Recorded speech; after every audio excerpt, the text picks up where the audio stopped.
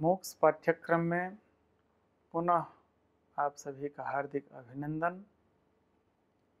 प्राचीन न्याय का आधार इस विषय को लेकर हम चर्चा को आगे बढ़ा रहे हैं। इस न्याय विषयक कोर्स में प्रमेय की चर्चा हो रही है।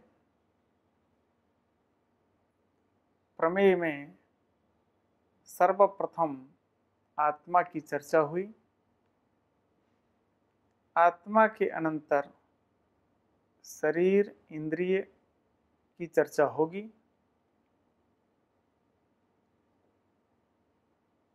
इसके पूर्व में आत्मनिरूपण में कोई शरीर को आत्मा, इंद्रिय को ही आत्मा, मन को आत्मा ऐसे कहने वाले पूर्व पक्षी यहाँ आए और उन पूर्व पक्ष का निराकरण किया गया। इस पाठ्यांश में हम आपके सामने शरीर और इंद्रिय के निरूपण के साथ साथ इंद्रिय की परीक्षा भी की जाएगी। सबसे पहले शरीर किसे कहते हैं इसकी चर्चा होगी। शरीर का लक्षण है चेष्टेन्द्रियार्थाश्रयः शरीरम। यह सूत्रकार गौतम लिखते हैं,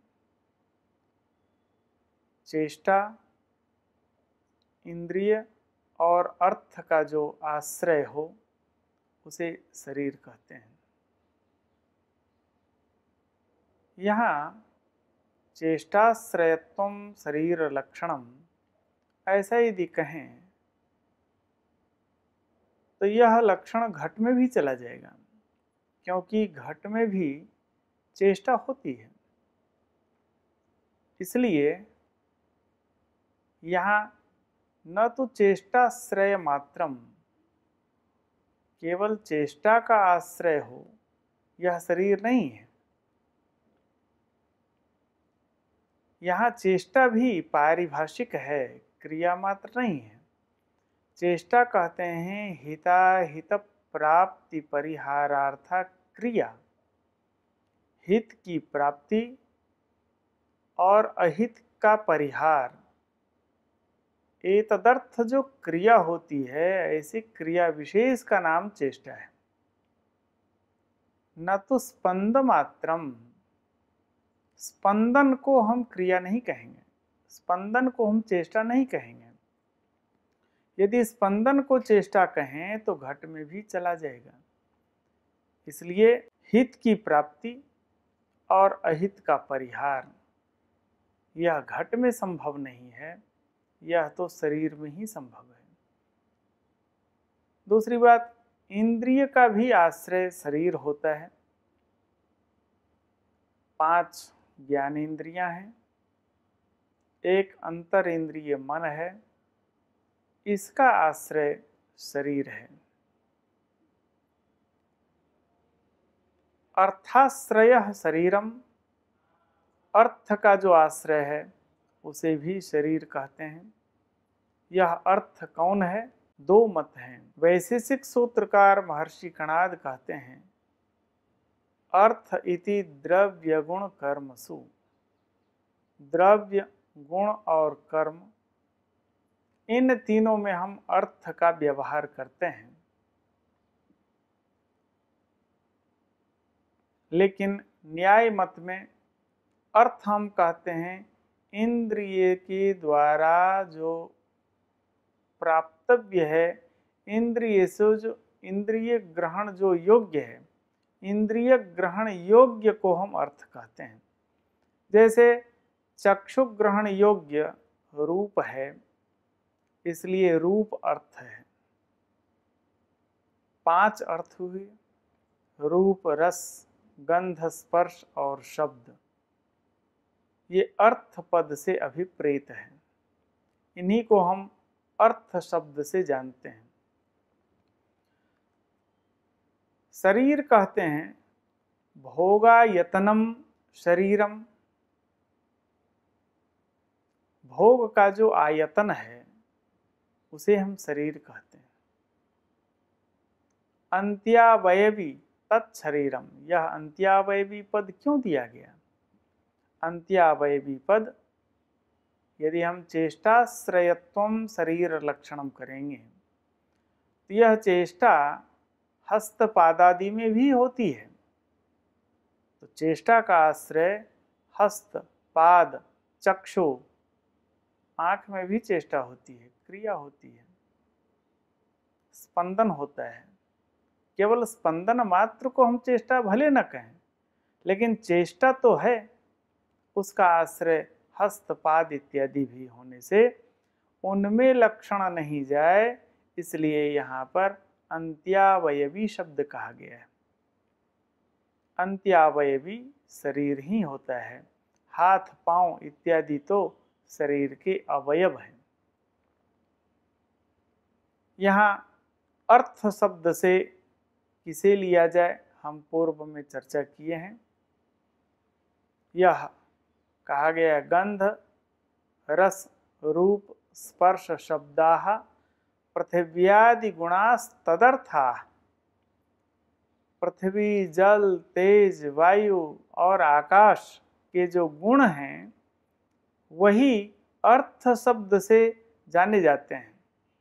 पृथ्वी का गुण है गंध, वह अर्थ है। जल का गुण रस है, तेज का गुण रूप है, वायु का गुण स्पर्श है और आकाश का गुण शब्द है। इन्हीं पांच को हम अर्थ शब्द से अभिप्रेत करते हैं, अर्थ शब्द से हम इन्हें जानते हैं। वहीं वैशेषिक सूत्रकार महर्षि कणाद का कहना है अर्थ इति द्रव्य गुण कर्मसु। द्रव्य गुण और कर्म को अर्थ शब्द से वह प्रतिपादन करते हैं। इस पाठ्यांश में शरीर की परीक्षा भी है। अब यह शरीर पार्थिव है, जलीय है, तेजस है, इसकी परीक्षा होगी। यह शरीर पार्थिव है, मनुष्य का शरीर पार्थिव है। क्यों पार्थिव है? तो इसके लिए कहा शरीरम पार्थिवम, शरीर को पक्ष बनाया और पार्थिवत्व को साध्य किया। रूपादिषु मध्ये गंधस्यैव अभिव्यंजकत्वात्, रूप रसादि के मध्य में यह गंध का अभिव्यंजक है। गंध की उपलब्धि इस शरीर में होती है, इसलिए इसे हम पार्थिव मानते हैं। चूंकि पृथ्वी का एक विशेष गुण गंध है, इसलिए शरीर को हम पार्थिव कहते हैं। अब यहाँ प्रश्न यह होता है कि जिस तरह से शरीर में गंध की उपलब्धि होती है, इसी तरह क्लेद इत्यादि के द्वारा पसीने से हम इसमें जलीयत्व को भी उपलब्ध करते हैं। शरीर में एक टेम्परेचर होता है, वह तेज के कारण है। एक तापमान उपलब्ध होता है, इसे तेजस भी मान लिया जाए। पार्थिव मानने के पीछे आपका ज़्यादा आग्रह क्यों है? तो यहाँ यह समाधान है, शरीर में हम जो पार्थिवत्व व्यवहार करते हैं, यद्यपि शरीर पांच भौतिक है, केवल पृथ्वी से ही निर्मित नहीं है, अपितु पृथ्वी, जल, तेज, वायु और आकाश, इन पांच तत्वों के सम्मिश्रण से यह शरीर की निर्मित हुई है, शरीर निर्माण हुआ है।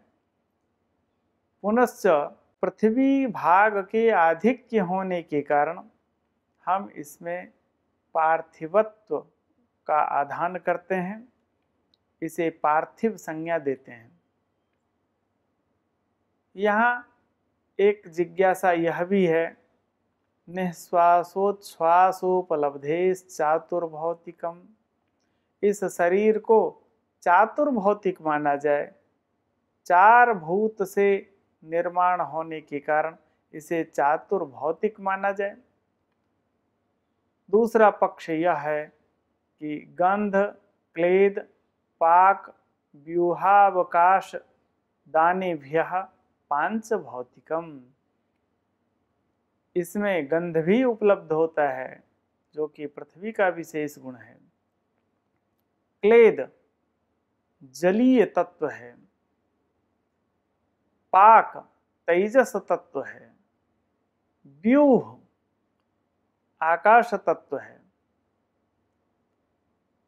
और अवकाश यह भी वायु तत्व है। व्यूह वायु तत्व है और आकाश यह आकाश तत्व है। इन पांच तत्वों के होने के कारण इस शरीर को हम पांच भौतिक शब्द से जानते हैं। इसलिए यह जो पूर्व में कहा गया है निश्वासोच्छ्वासोपलब्धेश चातुर्भौतिकम, यह पूर्व पक्ष खंडित हो जाता है, क्योंकि इस शरीर में पांच भूत तत्व का सम्मिश्रण होकर के इस शरीर का निर्माण हुआ है। एतावता यह शरीर पांच भौतिक है। पुनः हम इसमें पार्थिव तत्व के आधिक्य होने के कारण इस शरीर को हम पार्थिव शरीर की संज्ञा से जानते हैं। इसी तरह तत्त शरीर में कोई शरीर जलीय होता है, कोई तेजस होता है, कोई शरीर वायवीय होता है। इस तरह से तत्त भूत की प्रधानता के कारण हम तत्त भौतिक संज्ञा उन शरीर की देते हैं। इस चर्चा में आप सम्मिलित हुए, इसके लिए विशेष आभार। धन्यवाद।